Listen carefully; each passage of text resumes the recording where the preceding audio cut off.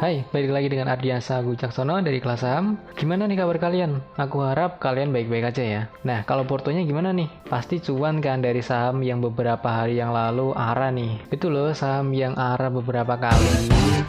Pasti kamu tahu kok saham itu saham apa? Aku harap kamu juga cuan ya di sana. Pembahasan kali ini cukup ringan kok, yaitu kiat sebelum berinvestasi. Buat kamu nih yang baru aja terjun di dunia saham, di pasar saham, pasti kebingungan kan? Gimana sih caranya? Harus ini atau harus itu? Kiat apa aja sih yang harus dilakukan sebelum berinvestasi? Makanya tonton video ini sampai habis. Oke, sebelum lanjut, yuk silakan di subscribe dulu channel ini dan aktifkan juga loncengnya supaya kalian gak ketinggalan nih video-video selanjutnya, dan jadilah orang pertama yang menonton video dari channel ini.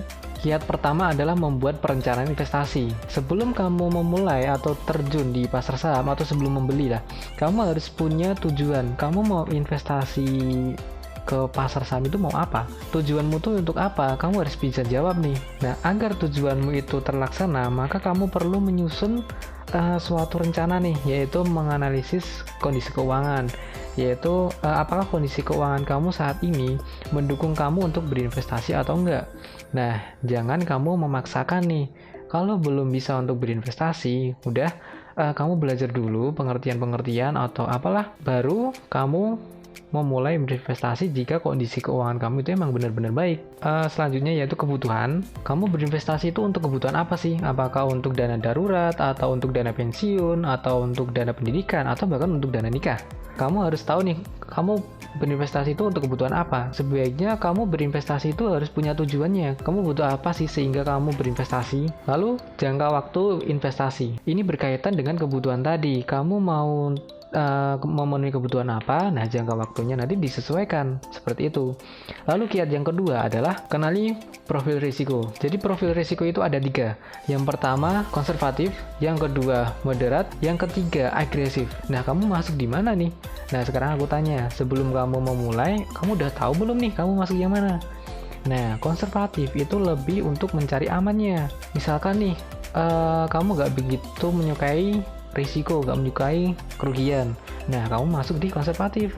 Tapi kalau moderat, itu kamu sedikit lebih berani nih, ada keberanian untuk mengambil risiko. Kamu bisa menanggung kerugian yang udah terukur, kamu masuk di moderat. Nah, yang ketiga ini adalah agresif, berani nih untuk mengambil keputusan dan juga lebih berani untuk menanggung risikonya. Nah, dari ketiga ini kamu masuk yang mana nih? Apakah kamu seorang konservatif, moderat, atau agresif? Banyak kok caranya untuk mengetahui profil risiko kalian itu seperti apa. Kalau udah, nanti tulis ya di kolom komentar kalian itu seorang apa. Kiat yang ketiga adalah pahami produk investasi.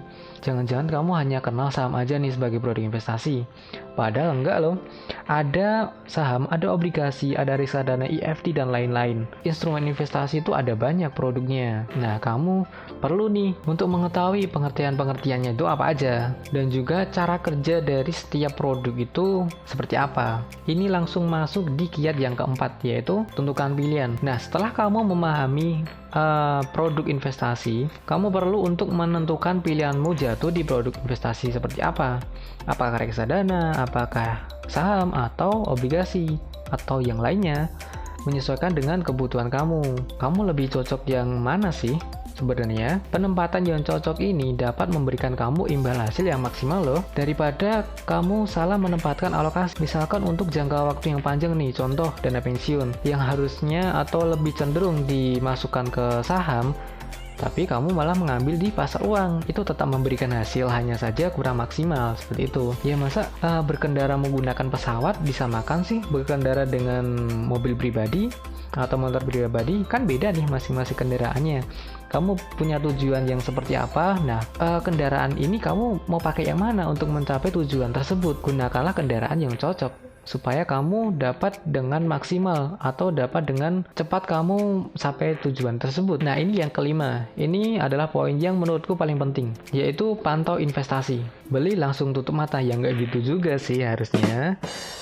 Masa sih kamu berinvestasi dengan uang sungguhan tapi nggak kamu pantau dan dibiarin gitu aja? Nah, tiba-tiba kalau ada risiko gimana nih?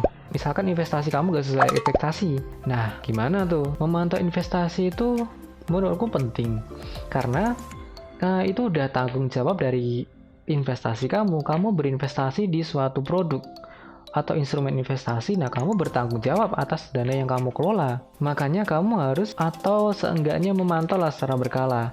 Bisa dari mingguan atau bulanan atau per 3 bulanan atau bisa juga tahunan, menyesuaikan dari kamu tuh karakternya atau profil risikonya seperti apa. Kenapa sih kita perlu repot-repot untuk memantau, padahal kan beli ya udah kan tinggal tunggu hasilnya. Tapi bentar, ini ada tujuannya untuk memastikan bahwa perjalanan investasi kamu sesuai dengan apa yang kamu rencanakan.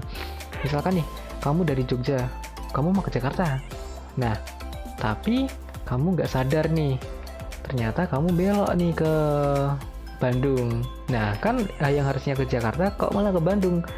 Ibarat katanya, jika kamu memantau investasi, nah kamu tepat nih, kamu sampai di tujuan yang awal. Nah oleh karena itu, kalau kamu udah beli nih, kamu harus bisa memantaunya supaya ya investasi kamu tepat sasaran dan juga sesuai yang apa yang telah kamu rencanakan. Cukup ya kiat-kiatnya. Semoga video ini bermanfaat buat kalian. Jangan lupa subscribe untuk mendukung channel ini supaya lebih berkembang lagi. Like jika suka, dan share untuk berbagi ya. See you next time. Dah.